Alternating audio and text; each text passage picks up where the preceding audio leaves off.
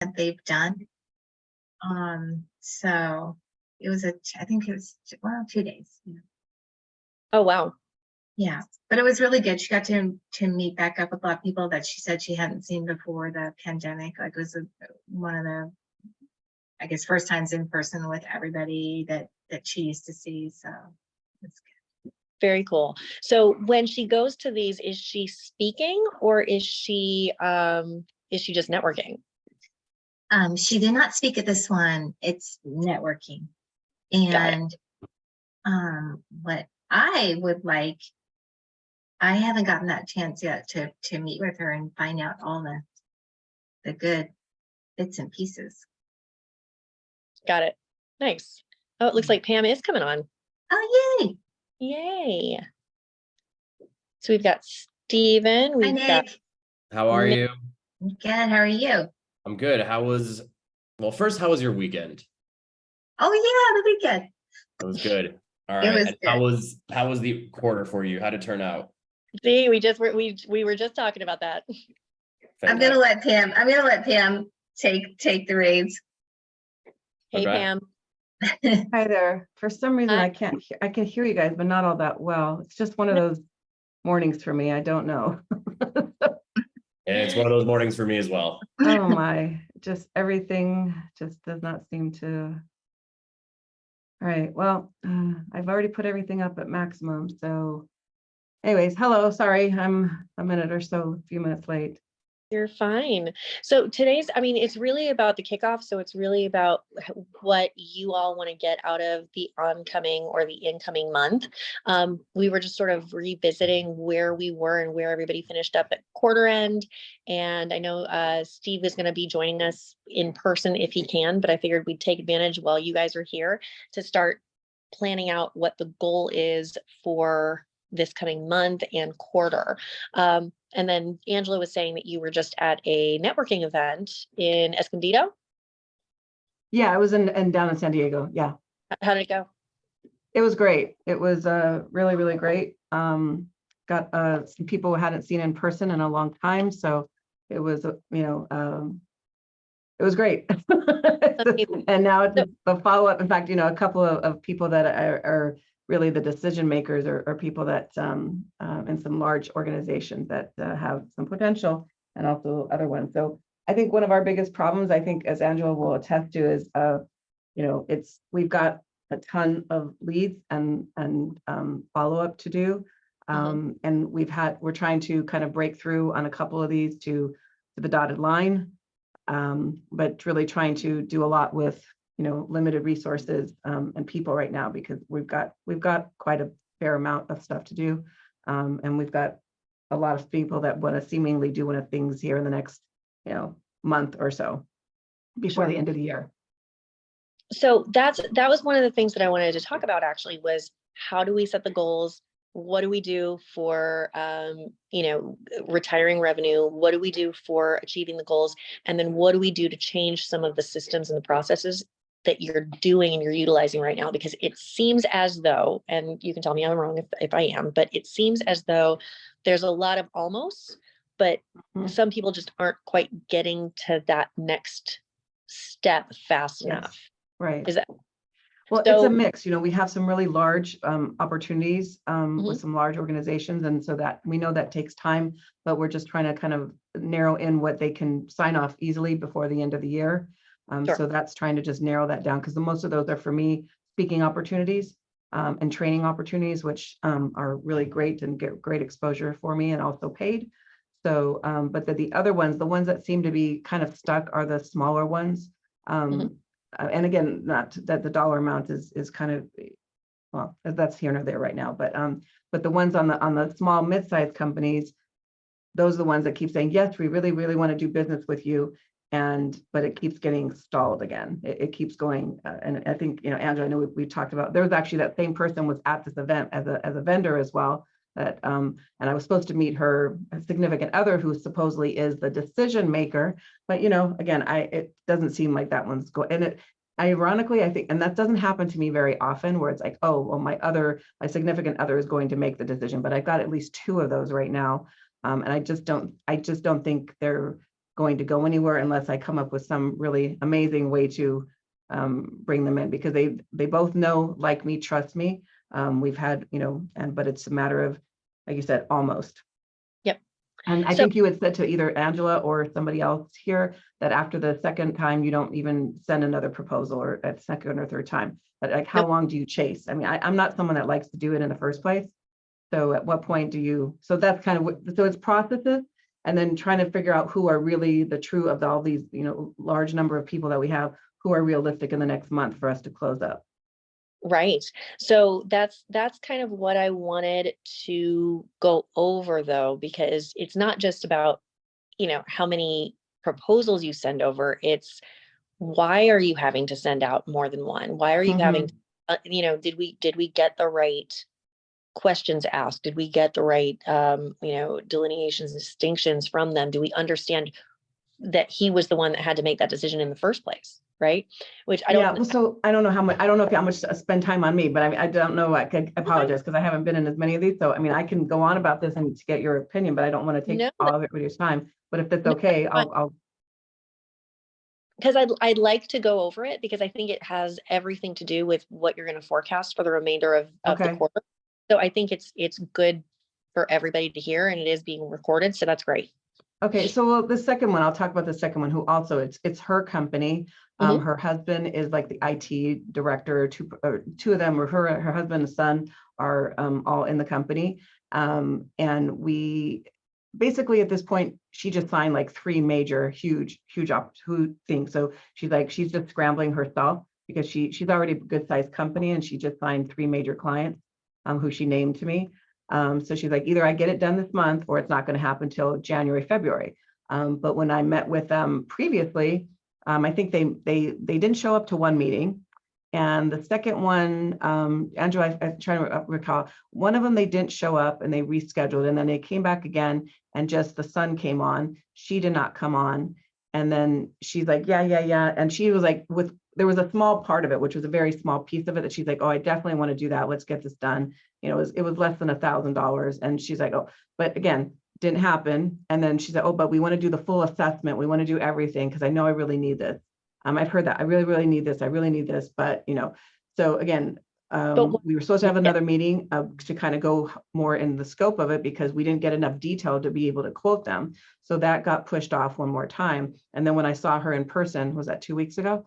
2 or 3 weeks ago, she's like, oh, yes, I really want to get this done. But if I don't do it, she's like, send me a meeting request for October. Because if I don't get it done in October, it's not going to happen because one of her clients is the Super Bowl. So it's not going to happen until after the Super Bowl. Got it. So why do you need it, though? What's that? Why does she need it? Why does she need it? Yeah, because she's a very large growing company, and a lot of the things have been done in-house by family, and they also had an issue, I believe, with their website that was I think their website was either hacked or they're redoing it, or both, off the top of my head. So she knows that they really don't have any procedures or processes in place. They know they've been okay so far. Nothing has happened recently for their systems, but she knows that they need to do more than what they're doing, because they're continuing to grow very large. She works with very large corporations, and that's what she tells me. She needs it and she wants it, and she's been telling me this for, I don't know, Angela's been. It's been at least, we're coming up, I think, on a year now. I think, well, no, I take that back. When I reconnected with her, it was in March, the conference. Yeah. Right. Kind of similar to the other one. It was like, okay, we're going to start this up at the beginning of the year, and it just keeps getting pushed back. And it's like, again, as people who are both my colleagues and my friends, there's too many of these right now. I feel like I need to distance myself from the situation at this point and just start putting somebody else on it, because maybe if they don't want it, I've told them, look, I'm not a high pressure person, but I think you need this, and I know you need this. So we need to move forward with it, or just, walk away. But yeah. So what I'm going to do is I'm going to come back at you a little bit and say, okay, I wouldn't remove myself completely, because as Angela said earlier this past week, she said, hey, sometimes they just don't answer us because they are Pam's people, Right. So there's a little bit of do we lean on you too much, or do we lean on you not at all, right? So Right. we want to make sure that if it's a close personal friend or that relationship, as long as you're the introducer, right, and you're CC'd on everything, so that if you don't hear back, if they didn't respond, you can kind of nudge them a little bit and say, hey, Angela, ask you a question real quick about such and such. I didn't hear a response. I'm not sure if you just responded to her, but if you would just keep us all in the same thread, that would be great, right? That might be a way to do it. But I think you're right. I think you do need to start removing yourself from some of this. But because you've gotten so far down the line with some of these as well, I think you need to have them explain to you what's going to happen if they don't do this, right? So if you don't get this done by end of year, what's going to happen to your business? What's going to happen to your, to your infrastructure, and how is it going to impact you? And if they can't give you like a solid why they should go for it, then it's I just can't tell if it's what we're showing. I mean, if it's our proposal in itself, is it the money? But with the second one, it's not about the money. I know for sure it's not about the money, because she's doing fine. But the first one, she said she's doing great and all this, and she's taking a bunch of trips and all this kind of thing. But I just can't tell if it really is about the money, or we just haven't done a good job of convincing her that, even though she wants to hire a couple more remote people, and so she's worried about the remote person, having access and having, what the security would be. And I'm like, yeah, that's legitimate. That's concerned. But with the other one, yeah, it's not about the money. It's about the time and convincing the entire group, who I think they know more or can do it, that they want to do it themselves, but she knows that they can't do it themselves. Yeah. Got it. Okay. But I feel like it's a combination. I feel like it's a combination of, we're not doing a good enough job convincing them or making it easy for them enough to see why this is valuable for them. But also, I think it's just the other people who they're allowing them to help make the decisions, that they're just using it, or they just can't say no because for whatever reason, they just can't seem to say no, even though they keep saying they want to do it. So I'm not pressuring. You keep telling me you want to do this and need to do this. So what I'm going to do is I'm going to literally repeat myself a little bit, because I think you're on the right track, but I don't think two things happened. One, I don't think you necessarily got the basics of that budget authority need timeline, right? I don't think that happened from I couldn't hear you, Alex, that last thing you said about, and I know it's important. Do you remember we went over BANT, just like the basic sales, like, is it really a deal if you don't have budget authority need timeline? This is stuff that I say to our sales guys all the time. I might have missed it. Budget authority and timeline. Okay. Need and timeline. And I think if you didn't establish that ahead of time, the whole deal needs to get started over.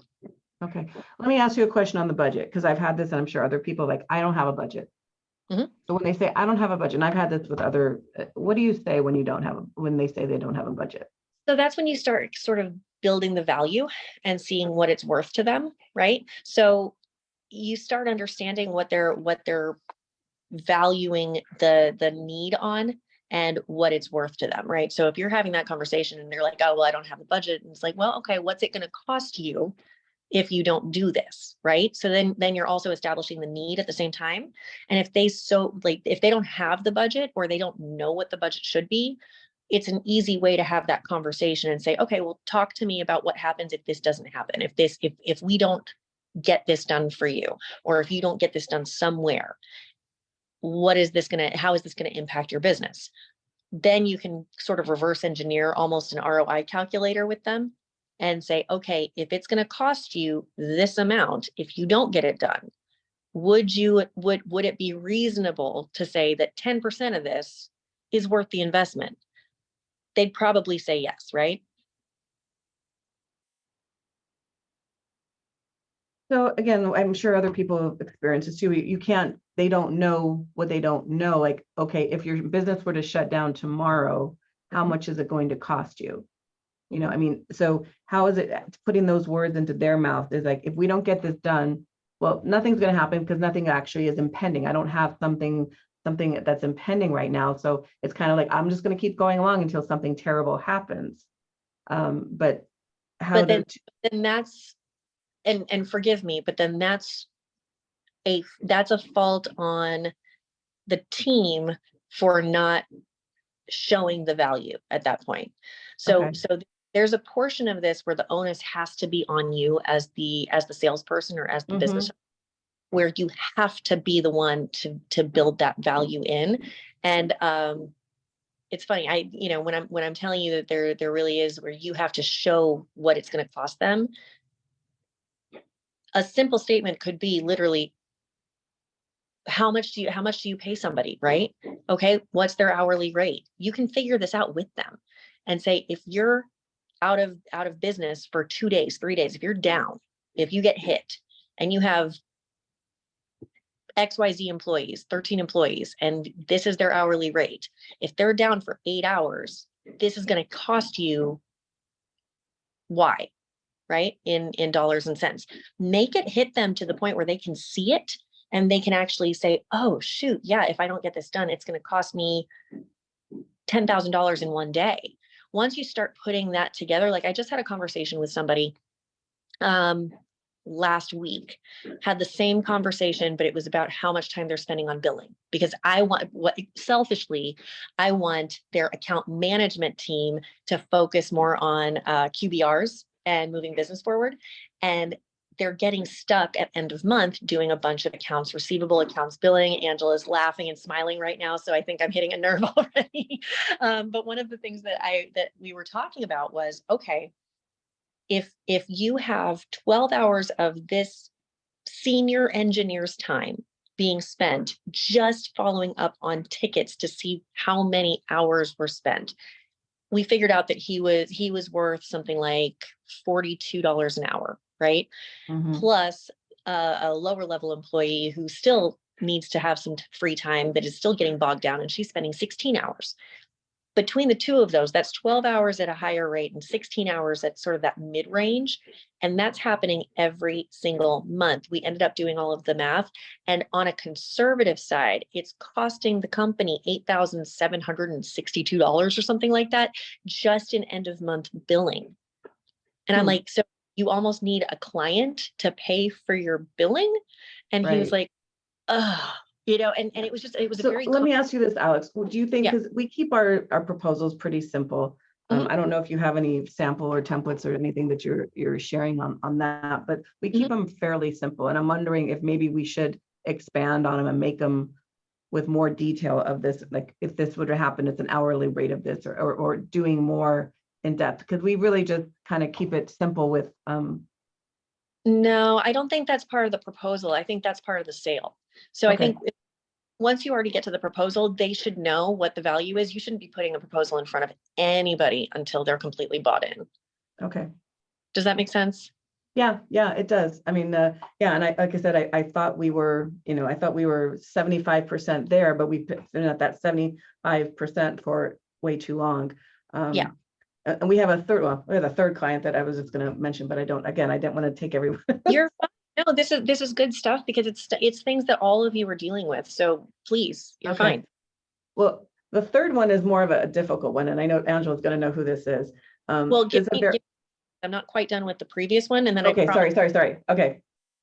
So when you're saying you think that it's 75% done, again, I'm going to push back. I don't think it was 75%, because I don't think you got all of those pieces. Okay. And so I think you got to the authority, kinda. You didn't, I mean, at some point you didn't know that he was the one that had to sign off on this. And so one of, like Stacy on the call here, she knows, like she's been working with me for 3 years now, and she knows, she'll be like, oh yeah, they're going to sign. They're excited. We have this deal. It's amazing. And then I will ask her, okay, so you put this in front of him, and then what happens? Well, then he has to go and tell the board.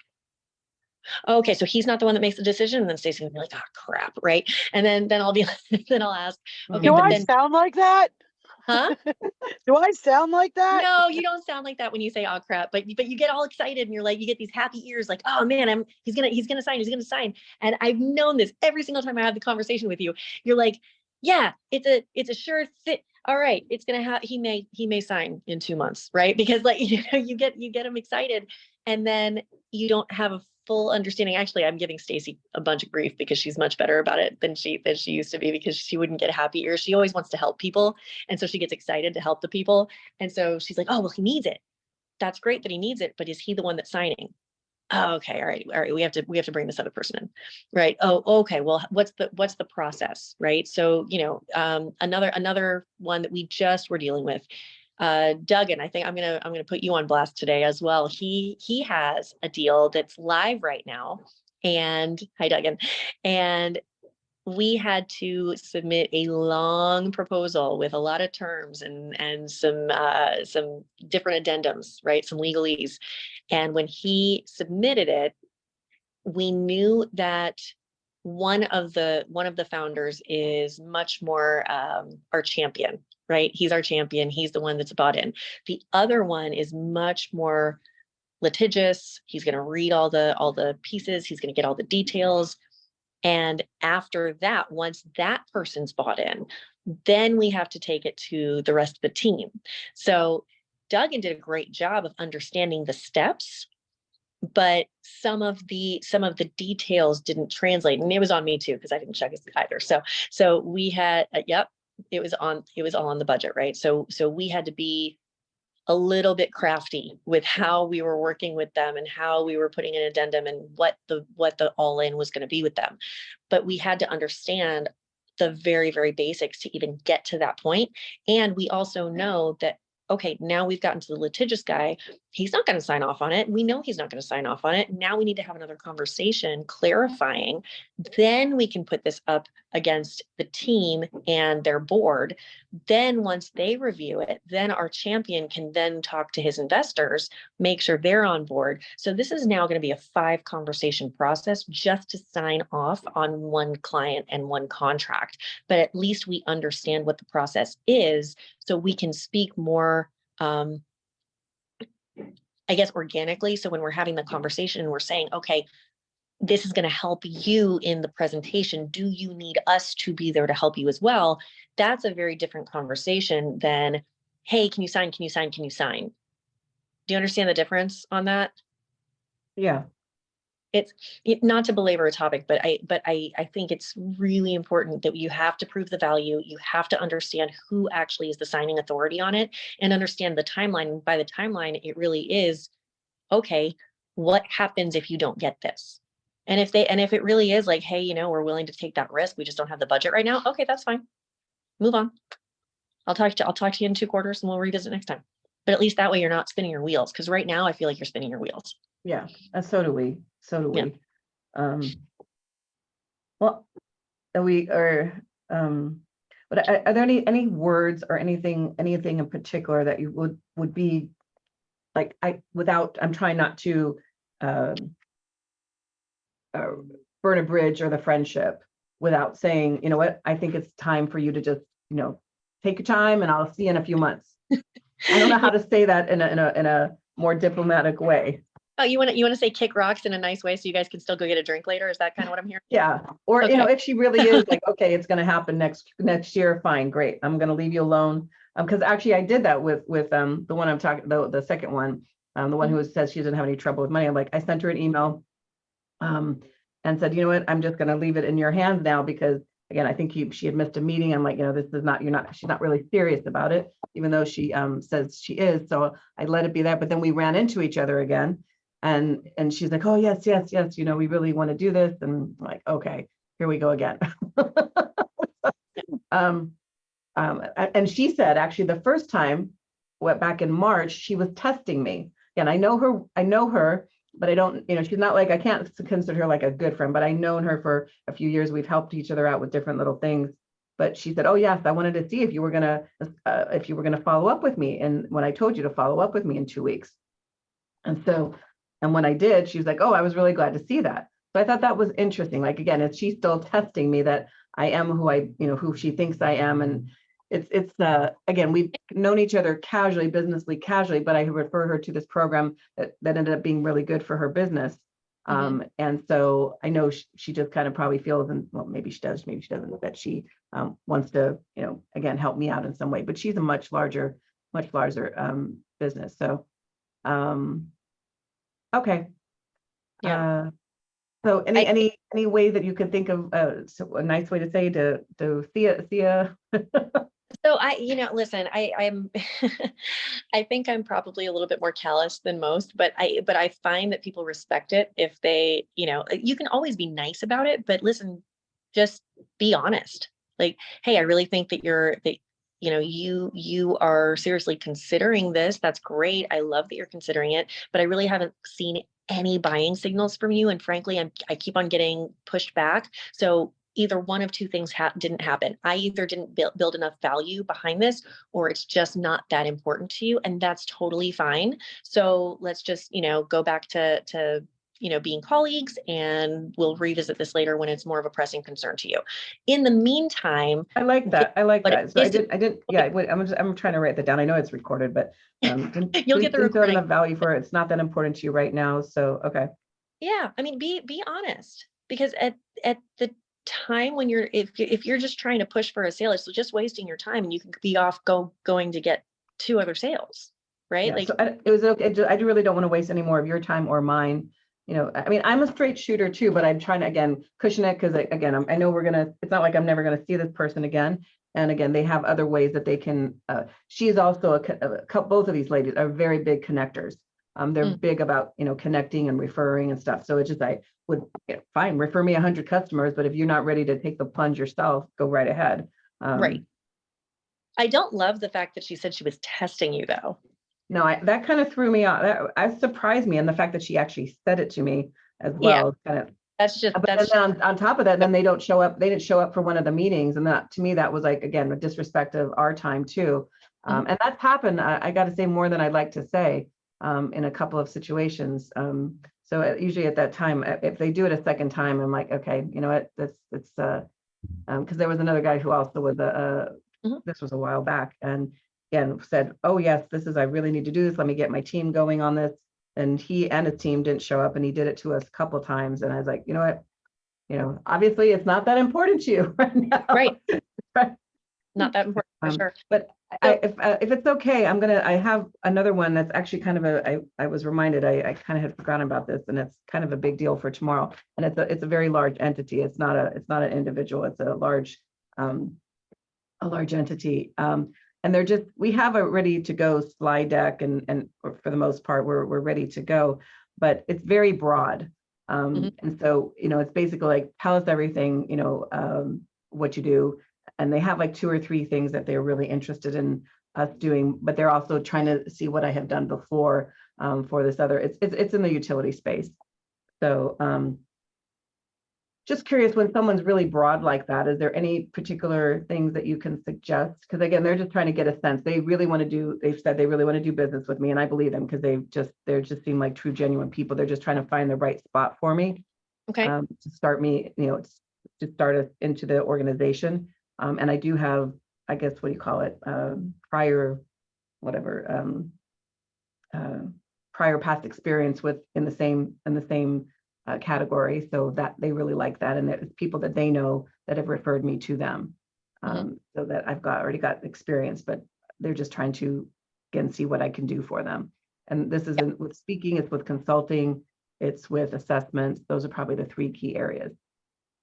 Okay, so am I to understand this is more from a training and assessment perspective and some Probably, speaking? yeah. Well, they just want to, again, they just want to know everything we can do in the training category, the consulting area, the assessment category.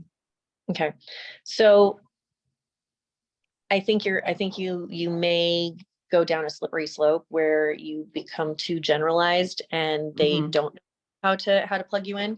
I think I would ask them more questions of Okay. in the presentation, because you're already done with the presentation. What I would do is say, okay, these are sort of the 3 lanes that we're in. right? And I think you even heard me say that a couple of times, like these are the 3 lanes that we operate in, right? We don't go outside of it. This is it. But where do you feel like we could make the most impact for you? And where could we help you? And what's something that's bothering you right now? What's something that's keeping you up at night? What's something that's getting you frustrated in this realm, in this space? And that way, when you're having the conversation, they're starting to think of, okay, here's all the services that they do, but this is what's really bothering me right now. And this is how they could potentially add value, because I think it's going to be up to you to say, okay, what are some of your initiatives right now? What's keeping you up at night? I think we can add value here. What do you think? Okay. Does that sound like it Yeah, might I be? like the where you can make most impact. Where do you think we can make the most impact for you? I like that. Bothering Yeah. that night, we've, obviously we've used that before, where I think I can add value. Because again, I know these people aren't the technical department. They're just trying to fit us in the right space. At least I think one of them might be. Mhm. Have to double check because I just got the reminder on the invite. So just want to make sure if they're just trying to put us, and that's what another thing, we're trying to find the right department for us, because we kind of cover different areas because it's education and training. So it's not always done by the IT department. And then we have the other software, the AI software, that's sometimes in a communications department, or it could be in a couple of different places. So where can we make the most impact? And okay, yeah, that's helpful. That's helpful. Yeah. So I think I'm going to actually shift gears a little bit, but it's all in line because Okay. it's taking, because if that's okay, did you get what you needed out of that? Yeah, no, this is great. It's having those list of questions and just keeping those questions. Anything else like that is really helpful, just because I know just asking some of those really good questions are really helpful. Right. So what I want to do now because we're going into Q4, you have a pipeline. Some of you have a bigger pipeline than others. Some of you are still working on figuring out what those offerings are a little bit better.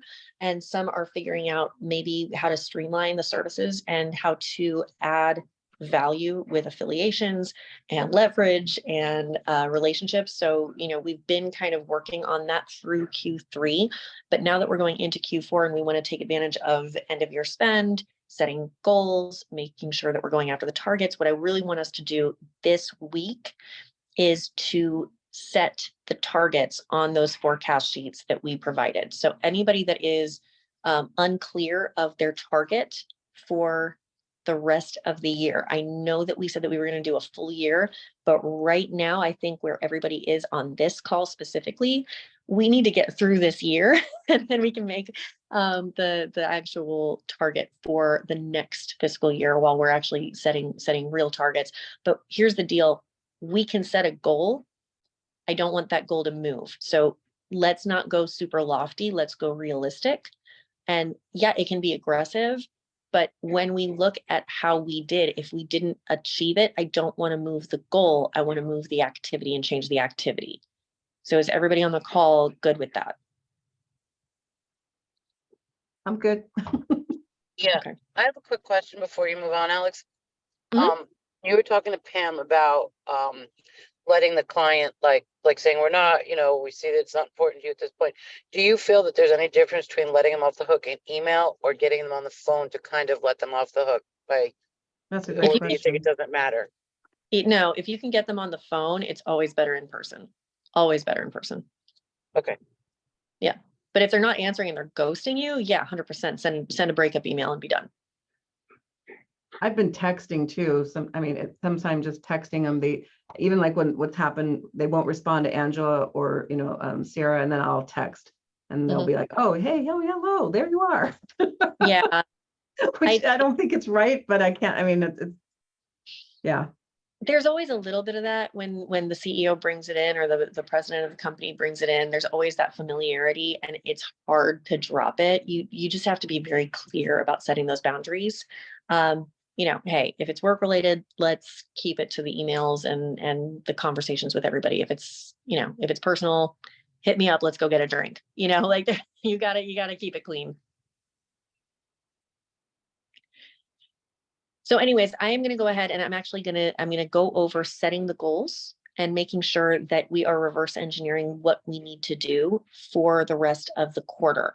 You guys know your businesses better than anybody else. So what I want to do is I want you all to take the number of where you were last Q4. So the last quarter, even though I know one company on here doesn't really work in quarters, we gonna start. All right, it's gonna help me, help you, help me. So we're gonna focus on the quarters, and I want you to take a look at the way that you performed last year and rise it up 10% minimum.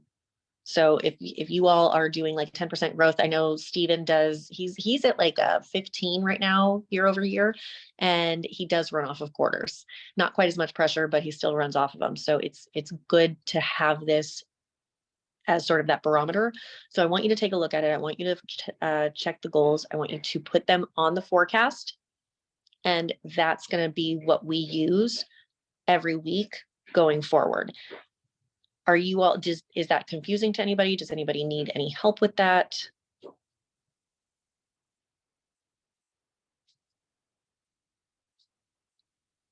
Is it clear? Yes. Yes. Okay. Does that seem reasonable to you to rise that up or raise that up 10%? Yes. Okay. Because what it's going to do is it's going to allow you to see what activities are needed. So that is going to be your homework for today, is to set that goal. And then for tomorrow inside of office hours, I can either have the team help you build that out, or we can start building out the activities that are going to be required to build the pipeline in order to support it. Yeah, I won't be able to be here tomorrow, but hopefully Angela can to flesh that out a little bit more for us. Perfect. All right. So Nick, you are on right now, yes? Yes, I was Awesome. muted. Sorry. No, you're fine. Okay, so we are going to go ahead and I'm going to shift gears. I'm going to let you speak a little bit to the reports and how to set the goals a little bit, if you wouldn't mind. Okay. Because I I think Pam, apologize, Alice, I got to jump off, but Angela's going to stay until the end, and I'll hopefully talk to you real soon. okay, all right, Thanks. bye. So if you, well, actually, if that's the case, then Angela, have you already set the goal on the forecast? I think Sierra and I did, or Sierra did, I think you guys did too. right? Is it the right goal based on those numbers for Q4? You know what? I mean, Sierra might have, but I don't remember looking at Q4, to determine that, like you said today. Okay, so let's go ahead. I'm gonna turn it over to Nick a little bit, just for like 10 minutes or so. I know we only have like 15, 20 anyways for the call, but that way he can kind of go over how to look up those numbers. Okay. With you all specifically, it's a little bit different because it's very much service-based, but Nick, just do me a favor, make it general for everybody on the call, whether it's an MSP, an IT vendor, if we're looking for, hardware, software, resell, and how to figure out the margin. I think that would be a huge, huge help while they're setting goals. Okay. So specifically how to set a goal? You got it. All right. So for me, I have never really just set a goal for one quarter. I generally set a year's goal, and then I break it down into quarters, and I break that down even further based on seasons and stuff, right? So, Q4, you have a bunch of holidays.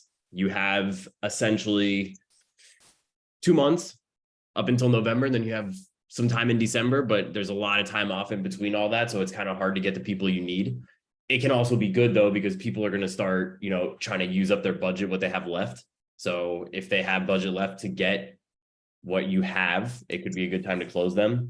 But you just have to keep that stuff in mind. It's also like Q3 is summer, right? A lot of people travel for the summer. They're not around as much. They take summer Friday. They're with the kids. They're doing whatever. So generally the way I throttle, or not throttle, but the way I guess I split out a goal for the year is I would do Q1 and Q3 as the lower ones. So maybe 20 to 25% of the overall in those in Q1 and Q3 each. And then Q2 being the highest, and then Q4 being the second highest. So you could do something like 20% in Q1, 30% in Q2, and then 25 and 25 if you want, or 30, or sorry, 20 and then 20 and 30 again. It also depends sometimes geographically, and if you're selling somewhere, you know, if you're selling a service and it's not necessarily on site and you can target anyone in the US, then you don't really have to think about this as much. But sometimes, for example, like here, I'm in Miami, and so the busy season here is in the winter for everything. There's just more people around, everything is just more busy, so sometimes you have to consider stuff like that. I would say to set a target just for Q4, I would look at what you've done for Q3. I would look at your open pipeline and really do a forecast of what is a realistic number out of what you already have in your pipeline, and what can you get, like how much can you get across the line. I think another thing to look at potentially, I'm not super familiar, but sometimes you'd want to look at average days to close.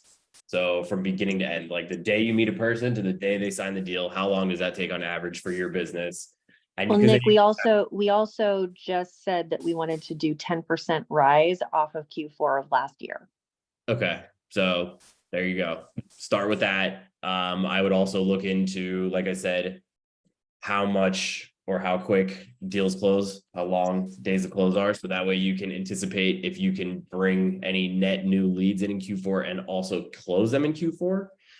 It would have to be, I guess, fairly soon, because Q4 has already started, and you know, the more time goes on, the less likely that you'll find them in the quarter and close them in the quarter. So yeah, if you're going to go off of Q4 last year, you're going to take that number, add 10%, and that's your target, right? So then you go to your forecast and you just say, hey, here's my target. Let's look at my forecast and see if my forecast can actually make sense. I'm going to try to put these numbers together. Let's see if I have the pipeline to get to my target. Does that make sense? Yes. Okay, this might sound a little lazy, but it's not meant to. Okay. Are there formulas built in already?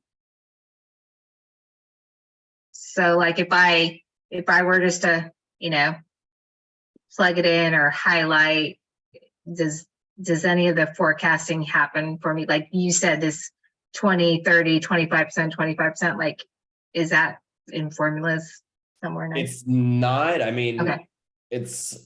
that the thing with that is that it's kind of different per market, I Okay. guess, right? You Okay. can't just assume that everyone's the way they distribute their overall target for the year is going to be the same from market to market or industry to industry. Okay. We just know that it's probably not the wisest to have it 25% per quarter, because Right. not all quarters are the same. Okay. And I mean, I can do the math in the spreadsheet. I was just asking. Thank you. Yeah, I mean, the best thing to do would be to look at the pipeline tracker and use that for your forecast, just so Okay. you can see like where your pipeline's at, and you can use probabilities of your actual deals in the quarter to see how close they are, and then from there you can start to gauge how your forecast looks versus that sales target. Okay. Thank you. No problem. Did you have any other questions? No, I guess for us, it'll be finding for me at least, the data. Okay. Yeah, sometimes, and I know like finding the days to close can be kind of difficult, and like if you don't have that or you can't find that now, that should be something that you should be putting in place to start tracking going forward. Yeah. That is a useful piece when it comes to basically building a lead model and stuff like this, when you are trying to forecast your quarter. And you know, if you don't necessarily have the pipeline, you need to be able to understand if bringing in new leads this week, next week, have a possibility of closing this quarter. Yeah, that's very true. That's good. And I believe HubSpot will be able to help us. Yeah, absolutely. HubSpot, you might have to put a calculated field if you have, I believe you have the free version, so you might Okay. have to add a calculated field to Okay. have like days, number of close. If not, you can do you could do created date, and close date, and then you can pull that into Excel and do a formula, basically Okay, like yeah, count yeah. of days yes. between the two. So Okay. that would work as well. But anyways, if you guys aren't already looking at that, I would start making sure that that's something you guys are starting to track. And when I say Mhm. starting to track, I mean just like putting the information in it so that you can eventually say, you know, in 6 months from now, you have enough data to say, okay, we know the average deal takes 45 days to close or whatever, just for the sake of doing stuff like this and planning business. Okay, Cool. cool. Awesome. All right, Nick, is there a way that you could show on a video after this meeting, just a video of how to set up that report in HubSpot? So that's going to vary on HubSpot access and what version it is. I can look at ours. I think ours does not even have that calculation either. I think for us, I'd have to pull it into Excel and do some maths to get it done. Got it. But we could do a like a dashboard for them to put basic sales information so they could figure it out. Yes. Oh yeah, absolutely. Just Okay. for some basic dashboard stuff, we can throw a video together for that. That would be great. I think that would be really, really helpful because I think they sometimes the group here is they know what they want to accomplish, but they don't necessarily know what they don't know. And so Right. if it's available to them and they're just not sure where to get it, I think that's half the battle. So let's go ahead and get that done for them, and we can put that into the drive that everybody has access to, and then we can link that on the platform. Okay. Cool. All right, guys. Well, it is at the 50 mark. I'm going to give you guys back 10 minutes. Thank you so much. And then we will have office hours tomorrow. Anybody have any other questions, comments, concerns? No, thank you very much for your time. You got it. Talk to you soon. All right, bye. Bye, everyone. Bye.